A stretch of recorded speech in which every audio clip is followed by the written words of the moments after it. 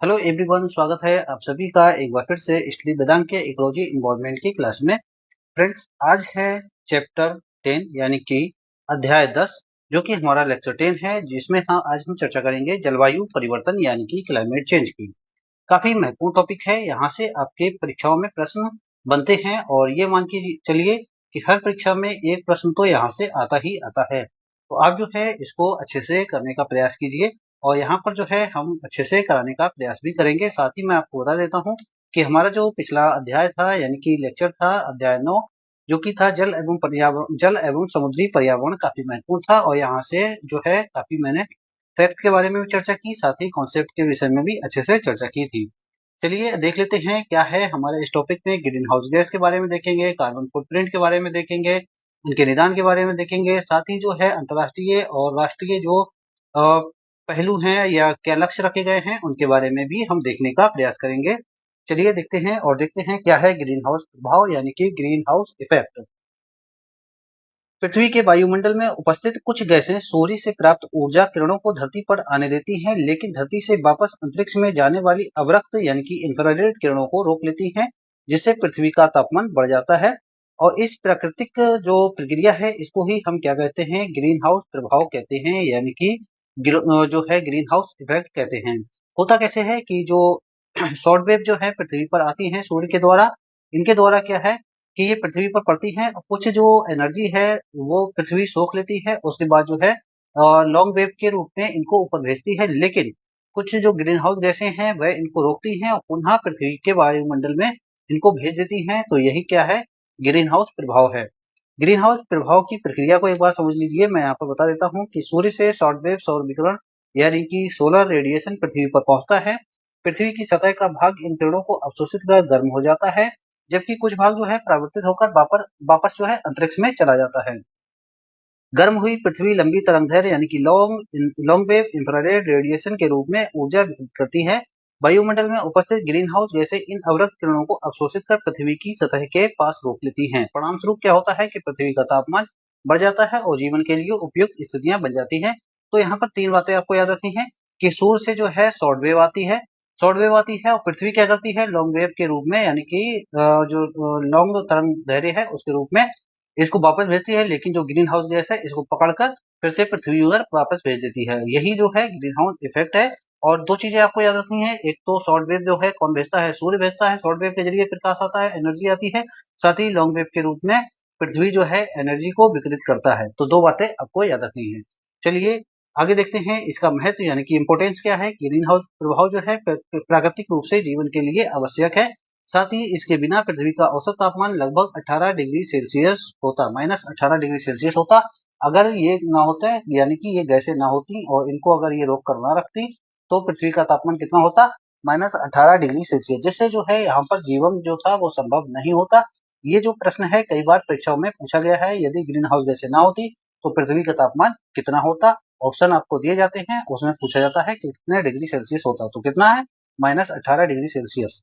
चलिए प्रमुख green house गैसें देखते हैं कौन सी हैं। ये काफी महत्वपूर्ण है आपकी प्री की दृष्टि से यानी कि प्रीलिम्स की दृष्टि से काफी महत्वपूर्ण है। गैसों को देखना है, साथ ही इनको क्रम में अरेंज करना है और इनसे क्या क्या इफेक्ट होता है वो भी देखेंगे हम। तो सबसे पहले देखते हैं ग्रीन हाउस गैस क्या है। वायुमंडल में उपस्थित वे गैसें जो सूर्य से प्राप्त ऊष्मा को पृथ्वी से बाहर जाने से रोकती हैं और पृथ्वी को गर्म रखती हैं, ग्रीन हाउस गैस कहलाती हैं। जैसे प्रमुख ग्रीन हाउस गैसें देखें, जैसे कि carbon dioxide, methane, nitrous oxide, जलवाष्प, ओजोन, क्लोरोफ्लोरोकार्बन। ठीक है, तो इनके जो है रासायनिक सूत्र भी आप लोग याद रखिए, प्रश्न डायरेक्ट यहाँ से भी रख देते हैं। तो उनका नाम ना देकर सिर्फ O3 लिख देंगे या फिर CO2 लिख देते हैं, तो इस तरह से भी होता है। तो कार्बन डाइऑक्साइड जो है ये कोयला, पेट्रोल, डीजल, प्राकृतिक गैस के जलने, वनों की कटाई, सीमेंट आदि के निर्माण तथा औद्योगिक गतिविधियों से उत्पन्न होती है। कौन, कार्बन डाइऑक्साइड। और प्राकृतिक प्रक्रियाओं से भी उत्पन्न होती है, जैसे कि ज्वालामुखी विस्फोट। मीथेन की बात करें तो ये धान के खेतों, पशुओं के पाचन तंत्र, गोबर, कूड़ाघर, लैंडफिल, प्राकृतिक गैस एवं खनन आदि गतिविधियों से उत्पन्न होती है। काफी महत्वपूर्ण है, यहाँ से प्रश्न काफी कई बार पूछा गया है। आप इसको स्टार लगा लीजिए क्योंकि ये जो है कई तरह के प्रश्न यहाँ से बनते हैं। ठीक है, आगे देखते हैं नाइट्रस ऑक्साइड। रासायनिक उर्वरकों के प्रयोग, औद्योगिक प्रक्रियाओं तथा जीवाश्म ईंधन के दहन से संबंधित है। साथ ही H2O की बात करें तो बाष्पोत्सर्जन एवं बादलों के माध्यम से वातावरण में उपस्थित होती है। कौन, जलवाष्प।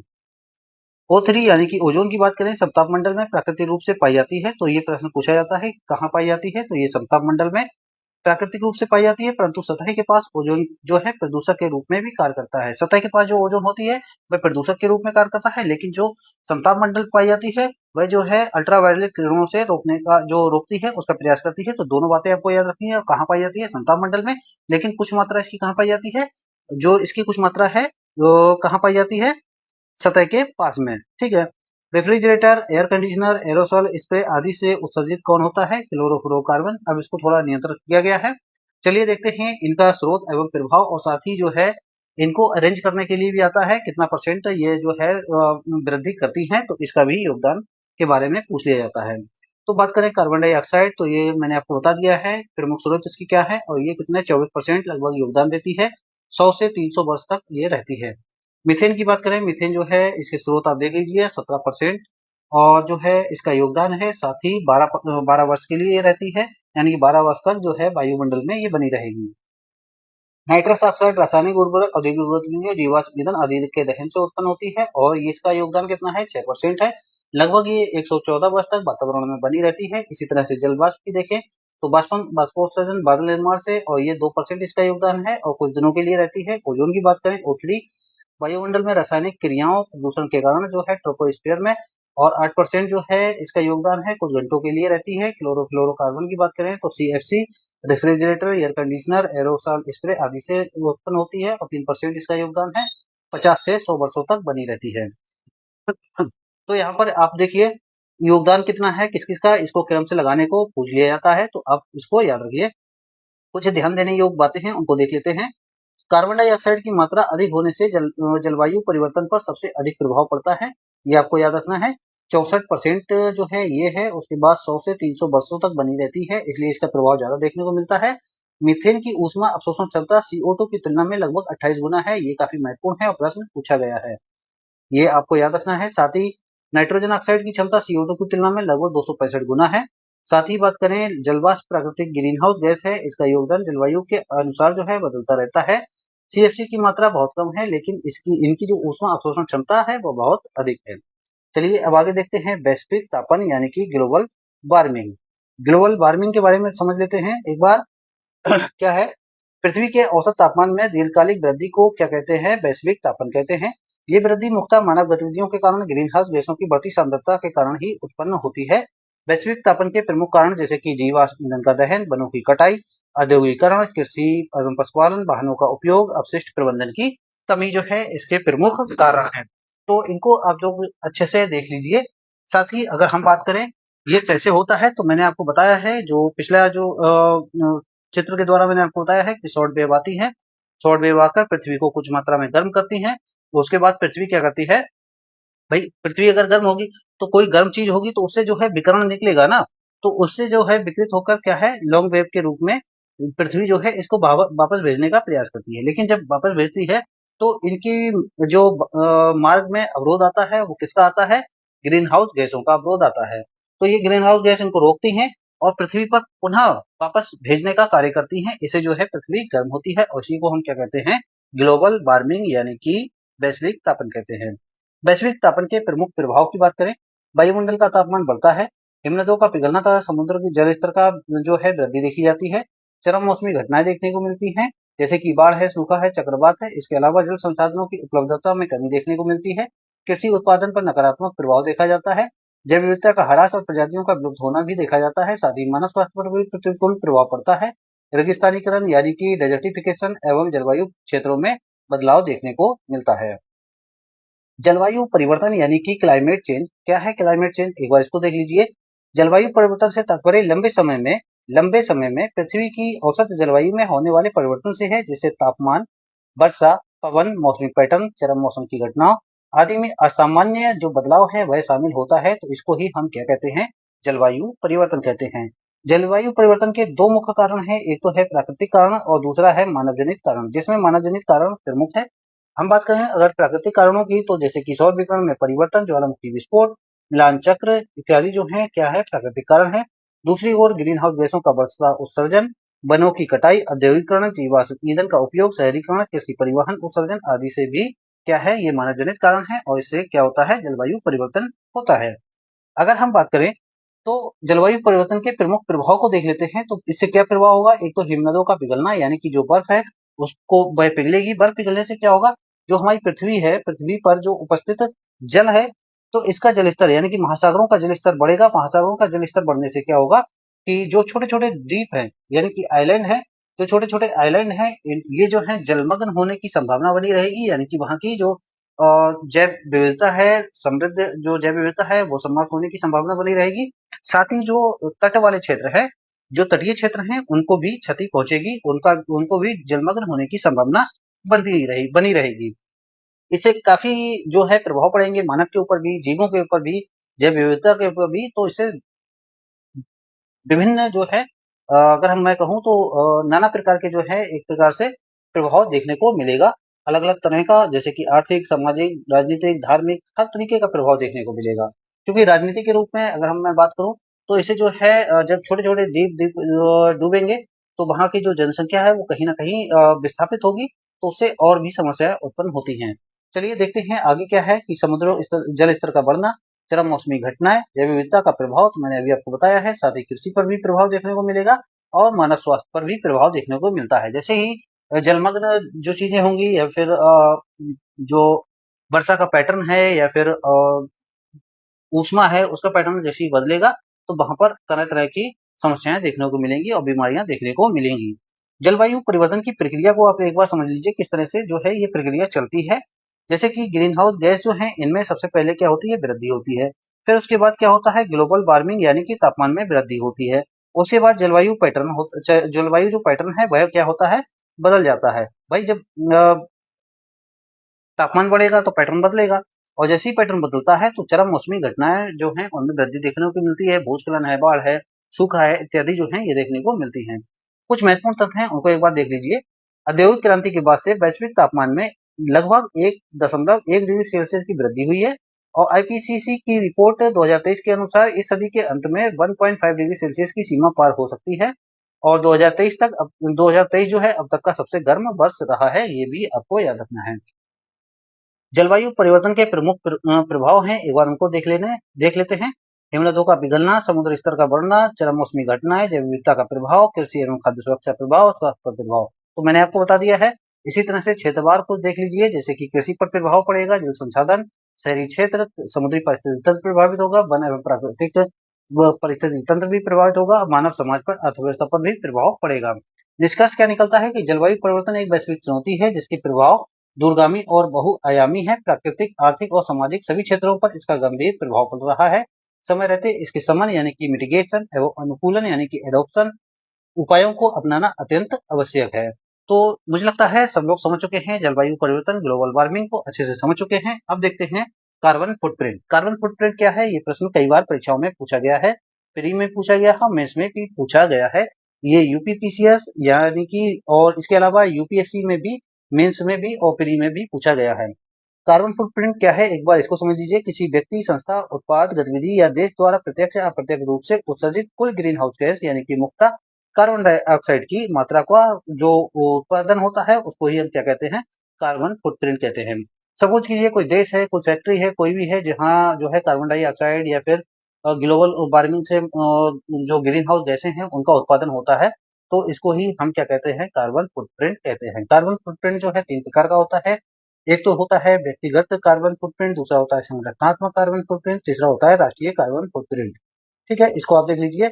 उसके बाद देखते हैं कार्बन फुटप्रिंट के प्रमुख स्रोत। तो बात करें ऊर्जा यानी कि एनर्जी, जैसे कि आप देखते हैं कोयला, पेट्रोल, डीजल, गैस, बिजली आदि के उत्पादन से सबसे अधिक मात्रा में कार्बन फुटप्रिंट देखने को मिलता है। इसी तरह से जो परिवहन है इससे अधिक मात्रा में, कृषि से मध्यम मात्रा में, उद्योगों से अधिक मात्रा में, साथ ही कचरा आदि से मध्यम मात्रा में देखने को मिलता है।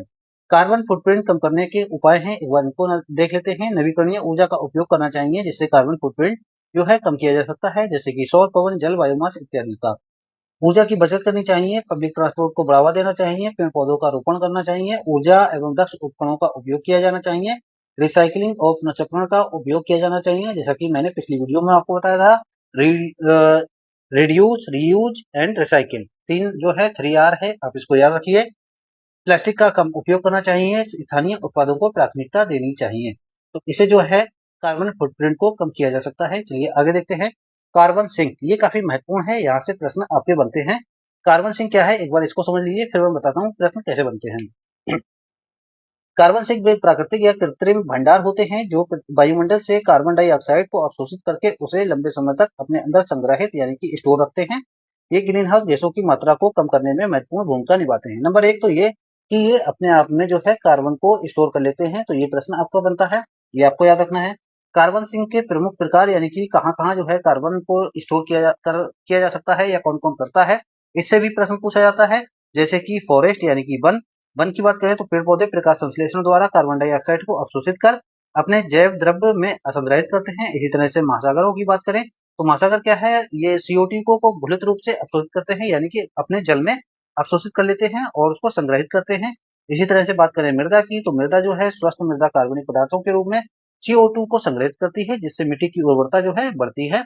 साथ ही बात करें आर्द्र भूमि यानी कि वेटलैंड की तो दलदली क्षेत्र, मैंग्रोव, पीठभूमि आदि कार्बन दीर्घकालिक संग्रहित करते हैं और सहायक होते हैं किसमें, कार्बन को अवशोषण करने में। अब यहाँ पर प्रश्न कैसे बनता है, देखिए सबसे अच्छे जो कार्बन के अवशोषक माने जाते हैं वह माने जाते हैं आर्द्र भूमि यानी कि वेटलैंड वाले क्षेत्र। तो एक तो ये प्रश्न बनता है। दूसरा क्या बनता है कि महासागर जो है कार्बन सिंक करता है तो इसमें जो है इसके कारण अम्लीयता बढ़ रही है। ये मैंने पिछली वीडियो में भी डिस्कस किया था। तो इसके निदान के लिए क्या किया जाता है, तो पिछली वीडियो में मैंने डिस्कस किया, उसको देख सकते हैं, ठीक है। और तीसरा जो आर्द्र भूमि की बात करूं मैं, आर्द्र भूमि की अगर हम बात करें तो आर्द्र भूमि से प्रश्न बार बार पूछे जाते हैं। इससे संबंधित महत्वपूर्ण डाटा आप याद रख लीजिए। एक जो है अभी लेटेस्ट ही 101 भी आर्द्र भूमि जो है भारत में सूचीबद्ध की गई है, उसका नाम है गिलौ लेक, ठीक है, गिलौ या फिर गिलौब। तो इसको ये भी दोनों दोनों नाम से जानते हैं, गिलौ या गिलौ झील जो है ये है 101वीं रामसर साइट। और इससे संबंधित जो अगर मैं बात करूं तो ये अरुणाचल प्रदेश की इकलौती झील है, ठीक है। यानी कि अरुणाचल प्रदेश में सिर्फ एक ही झील है जिसको अभी हाल ही में रामसर साइट में शामिल किया गया है और ये कौन सी है, 101 भी है, ठीक है। एक तो ये बात याद रखनी है। दूसरा आपको एक प्रश्न है, आपके लिए एक प्रश्न है, वह प्रश्न ये है कि पृथ्वी का पृथ्वी का गुर्दा, ठीक है, गुर्दा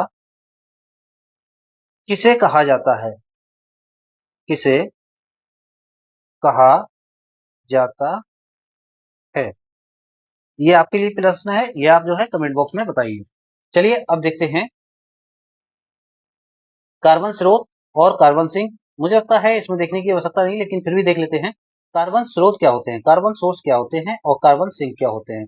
कार्बन स्रोत ऐसे स्रोत होते हैं जहां से जो है कार्बन का उत्सर्जन होता है, जैसे कि जीवाश्म ईंधन उद्योग, वाहन आदि जो है उनसे, उनको हम क्या कहते हैं, कार्बन सोर्स कहते हैं। साथ ही हम बात करें जो कार्बन सिंक है तो वह कौन है, जैसे कि वन है, महासागर है, मृदा है, आर्द्रभूमि है, वेटलैंड है आदि जो है, ये सब क्या है, कार्बन सिंक है, ठीक है। अगर हम बात करें तो मैंने आपको ये बता दिया है, साथ ही कार्बन सिंक के महत्व को देख लेते हैं। तो वायुमंडल में कार्बन डाइऑक्साइड की मात्रा कम करता है और जलवायु परिवर्तन को नियंत्रण में रखने में सहायक होता है। जैव विविधता यानी कि बायोडायवर्सिटी के संरक्षण में महत्वपूर्ण भूमिका निभाता है।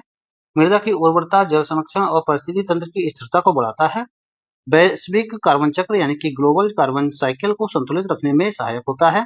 मानव स्वास्थ्य, कृषि उत्पादकता तथा पर्यावरण की गुणवत्ता में भी सुधार करता है। चलिए अब देखते हैं जलवायु परिवर्तन के अनुकूलन के उपाय यानी कि एडॉप्शन मेजर्स। क्या है अनुकूलन, जलवायु परिवर्तन के प्रभावों के साथ तालमेल बैठाने और नुकसान को कम करने के लिए किए जाने वाले उपायों को क्या कहा जाता है, अनुकूलन कहा जाता है। अनुकूलन के उपाय की बात करें तो जैसे कि जल संरक्षण, कृषि अनुकूलन, ऊर्जा अनुकूलन, पर्यावरण संरक्षण, समुदाय एवं जागरूकता। क्षेत्रवार अगर हम इनको देखें तो जैसे कि कृषि, जल संसाधन, शहरी क्षेत्र, वन एवं जैव विविधता, स्वास्थ्य, आपदा प्रबंधन। अनुकूलन आवश्यक क्यों है ये समझ लीजिए, क्योंकि दो बातें आपको याद रखनी है, एक तो अनुकूलन, दूसरा अनुकूलन के उपाय और तीसरा जो है अनुकूलन आवश्यक क्यों है ये भी आपको याद रखना है। जलवायु परिवर्तन के प्रतिकूल प्रभावों को कम करने में सहायक होता है। मानव जीवन, आजीविका, खाद्य सुरक्षा और प्राकृतिक संसाधनों की रक्षा करता है। स्थायी विकास और भविष्य की पीढ़ियों के लिए सुरक्षित पर्यावरण सुनिश्चित करता है। समाज और पर्यावरण के लचीलापन क्षमता जो है उसको बढ़ाता है। तो ये आपको याद रखना है। जलवायु परिवर्तन से निपटने के लिए वैश्विक प्रयास। तो अब जो है आपका प्री यानी कि वनडे एग्जाम के लिए यहाँ से जो है आपका क्वेश्चन बनते हैं, तो इनको आपको याद रखना है। सबसे पहले आपको याद रखना है पेरिस समझौता, ये काफी महत्वपूर्ण है। 2015 में हुआ था पेरिस एग्रीमेंट। अगर आपने जो है एनवायरमेंट पढ़ते हैं और आप जो है पेरिस एग्रीमेंट नहीं पढ़ते हैं, तो आप ये समझ लीजिए आपका एनवायरमेंट पढ़ना बेकार है। ये संयुक्त राष्ट्र जलवायु परिवर्तन फ्रेमवर्क कन्वेंशन यानी कि यूएनएफसीसी के अंतर्गत हुआ एक ऐतिहासिक समझौता है। उद्देश्य इसका क्या था कि वैश्विक तापमान वृद्धि को औद्योगिक क्रांति पूर्व स्तर से 2 डिग्री सेल्सियस नीचे रखना और 1.5 डिग्री सेल्सियस तक सीमित रखने का प्रयास करना है। सभी देशों द्वारा निर्धारित राष्ट्रीय स्तर पर योगदान एनडीसी प्रस्तुत किए जाते हैं। हर 5 वर्ष बाद देशों द्वारा अपने लक्ष्यों की समीक्षा और अद्यतन किया जाता है। जलवायु वित्त काफी महत्वपूर्ण है। क्लाइमेट फाइनेंस विकसित देश विकासशील देशों को जलवायु परिवर्तन से निपटने में अनुकूलन के लिए वित्तीय सहायता प्रदान करने के लिए प्रतिबद्ध हैं। ये इसलिए है। और साथ ही लक्ष्य की बात करें तो प्रतिवर्ष 100 अरब अमेरिकी डॉलर 2020 से जुटाने का संकल्प लिया गया। उद्देश्य की बात करें तो समन यानी कि मिटिगेशन और अनुकूलन एडॉप्शन गतिविधियों का समर्थन करना है। इसके अलावा अगर हम देखें प्रमुख वैश्विक सम्मेलन, क्योंकि प्रश्न डायरेक्ट यहाँ से बनते हैं प्री में, तो आपको ध्यान रखना है जैसे कि क्योटो प्रोटोकॉल है, इसका गठन 1997 में किस लिए किया गया? विकसित देशों के लिए ग्रीन हाउस गैस उत्सर्जन कम करने अनिवार्य किया गया। पेरिस समझौता ये काफी महत्वपूर्ण है, 2015 में मैंने आपको बता दिया है। साथ ही ग्लासगो जलवायु पैक्ट की बात करें तो 2021 में COP26 में कोयले के उपयोग को कम करना, वित्तीय सहायता देना और एनडीसी को मजबूत करना इसका उद्देश्य है। पृथ्वी शिखर सम्मेलन 1992 में काफी महत्वपूर्ण है, क्योंकि यहीं से सतत विकास की अवधारणा आती है। जलवायु संरक्षण और जैव विविधता पर वैश्विक सहमति बनती है। REDD प्लस पहल जो है 2005 से आगे 2005 से बात करते हैं। 2005 में गठन हुआ है विकासशील देशों में वनों की कटाई और वन संरक्षण को कम करने में सहयोग के लिए। ठीक है, तो ये समझते हैं। अब भारत की कुछ प्रतिबद्धताएं देखते हैं, यानी कि इंडियाज कमिटमेंट है, उनको देख लेते हैं। प्रश्न सीधा यहाँ से बनता है और कई बार प्रश्न बना भी है। जैसे कि पहला वाला देखिए, 2070 तक शुद्ध शून्य यानी कि नेट जीरो उत्सर्जन का लक्ष्य। ये प्रश्न कई बार पूछा गया है, ये आप याद रखिए। और 2070 तक रखा गया है। 2030 का लक्ष्य, 2030 तक जीडीपी की उत्सर्जन तीव्रता को 45% तक कम करना है 2005 के स्तर से। और 2030 तक गैर जीवाश्म ईंधन आधारित विद्युत क्षमता को 500 गीगावाट तक पहुंचाना है। साथ ही 2030 तक कुल अपेक्षित कार्बन सिंक क्षमता को 2.5 से 3 अरब टन CO2 समतुल्य करना है। तो ये प्रश्न डायरेक्ट बन जाते हैं, इनको आप याद रखिए। यूएनएफसीसी अगर हम इसको देखें तो जलवायु परिवर्तन से संबंधित वैश्विक नीति निर्माण और सहमति का जो है प्रमुख मंच है। यूएनईपी जो अगर इसकी बात करें तो पर्यावरण संरक्षण, जलवायु आकलन और सतत विकास पर कार्य करता है। आईपीसीसी की बात करें तो इंटरनेशनल जो बात करें तो जलवायु परिवर्तन पर वैश्विक आकलन रिपोर्ट तैयार करता है। और जो जीसीएफ जो है यानी कि ग्रीन क्लाइमेट फंड जो है, विकासशील देशों को जलवायु वित्त उपलब्ध कराना, समन और अनुकूलन के लिए ये लाया गया था। तो आगे देखते हैं, कुछ अन्य पहले हैं, उनको देख लेते हैं। प्रमुख अंतर्राष्ट्रीय पहले यानी कि इनिशिएटिव, तो मैंने आपको बताया है यूएनएफसीसी, इसका गठन 1992 में स्थापित किया गया। जलवायु परिवर्तन पर संयुक्त राष्ट्र फ्रेमवर्क कन्वेंशन है। और लक्ष्य क्या है? वायुमंडल में ग्रीन हाउस गैसों की सांद्रता को स्थिर करना। क्योटो प्रोटोकॉल 1997 में अपनाया गया। विकसित देशों के लिए उत्सर्जन में कमी के लिए बाध्यकारी लक्ष्य निर्धारित किए गए। पेरिस एग्रीमेंट की बात करें तो वर्ष 2015 में अपनाया गया, 2016 में लागू। लक्ष्य क्या है? वैश्विक तापमान वृद्धि को 2 डिग्री सेल्सियस से नीचे और 1.5 डिग्री सेल्सियस तक सीमित रखने का प्रयास। साथ ही बात करें सस्टेनेबल डेवलपमेंट गोल्स, जिसमें 17 सस्टेनेबल डेवलपमेंट गोल है, उनमें से एक है लक्ष्य 13, जो कि जलवायु कार्रवाई यानी कि क्लाइमेट एक्शन से संबंधित है। मैं यहाँ पर एक चीज आपको बता देता हूँ कि इसकी एक ट्रिक है, बड़ा सिंपल है। देखिए, लक्ष्य 13 जो है यानी कि लक्ष्य 13, लक्ष्य 13 क्लाइमेट जो होता है, ना तुम्हारा है ना मेरा है, ना तेरा है ना मेरा है। तो इसमें तेरा और मेरा क्लाइमेट एक्शन ना तेरा ना मेरा, यानी कि जलवायु परिवर्तन ना तो तुम्हारा है ना ही मेरा है। तो फिर किसका है भाई? ये सतत विकास का लक्ष्य 13 है। क्या है? 13 सतत विकास जो लक्ष्य 13 है, कौन सा? जलवायु परिवर्तन, ना तेरा ना मेरा। ठीक है, जलवायु परिवर्तन सबका है, तो ये आपको याद रखिए। कॉप यानी कि कॉन्फ्रेंस ऑफ पार्टीज यूएनएफसीसी के अंतर्गत वार्षिक सम्मेलन है। और अभी हाल ही में हुआ था 2023 का यूएई में COP28, जिसमें जीवाश्म ईंधन से क्रमिक बाहर निकलने पर जोर दिया गया, यानी कि धीरे धीरे बाहर निकलने पर जोर दिया गया। साथ ही नवीकरणीय ऊर्जा बढ़ाने पर संकल्प जो है लिया गया। भारत की प्रमुख नीतियां एवं कानून हैं, उनको देख लीजिए।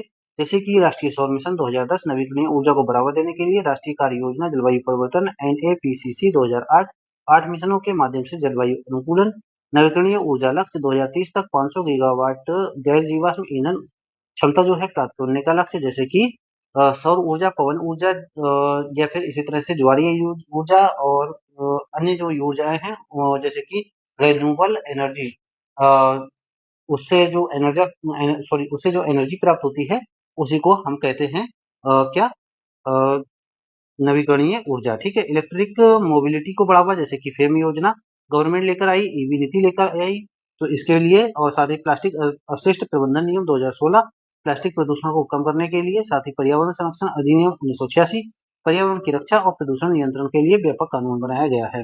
हम क्या कर सकते हैं ये आप देख सकते हैं। साथ ही जलवायु परिवर्तन के प्रमुख प्रभाव क्या हो सकते हैं? वैश्विक तापमान में वृद्धि, हिमनदों का पिघलना, चरम मौसमी घटनाएं, जल संकट, जैव विविधता को ह्रास, स्वास्थ्य समस्याएं आदि देखने को मिल सकती हैं। तो अब देख लेते हैं इससे संबंधित महत्वपूर्ण प्रश्न, क्योंकि यहाँ से मैं आपको बता देता हूँ ये प्रश्न आपके सीधे बनते हैं। साथ ही जो है यहाँ पर मैं पूरे चैप्टर को कराने के बाद आपके लिए कुछ प्रश्न हर चैप्टर में लेकर आता हूँ, ताकि जो आपको आइडिया मिल सके क्वेश्चन किस तरह से बनते हैं, और ये क्वेश्चन सीधे परीक्षाओं में जिस तरह से होते हैं वैसे ही आपके तैयार किए गए हैं।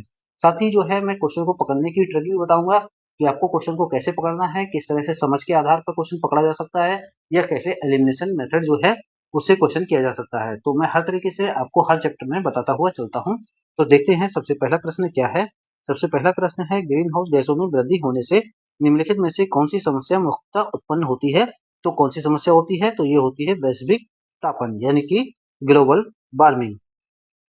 तो ऑप्शन कौन सा सही है? ऑप्शन बी सही है। चलिए आगे देखते हैं, कौन सी गैस कृषि गतिविधियों से सबसे अधिक उत्सर्जित होती है? तो कृषि गतिविधियों से सबसे अधिक उत्सर्जित होती है, तो देखने में प्रथम दृष्टया क्या लगेगा, ये मीथेन है, लेकिन ऐसा नहीं है। ये है नाइट्रोजन ऑक्साइड। Nitrogen oxide. फिर मीथेन कहाँ पर? मीथेन जो होती है ये होता है, मीथेन होती है धान के खेत में। धान के खेत में सबसे अधिक उत्पादित होती है। ठीक है, ये आपको याद रखना है। साथ ही जो है पशु है, पशु हैं जो पालतू पशु हैं, उनका गोबर है, मलमूत्र है, गोबर मलमूत्र, गोबर मलमूत्र, साथ ही जुगाली करने से भी, ठीक है, जुगाली करने से भी मीथेन अधिक मात्रा में उत्पन्न होती है। तो ये चीजें आपको याद रखनी है, मीथेन इनसे उत्पन्न होती है। और अगर ओवरऑल देखें, ओवरऑल कौन सी है? Nitrogen oxide. तो ऑप्शन कौन सा सही है? ऑप्शन सी सही है। तो इस तरह से आपको प्रश्नों को पकड़ना है।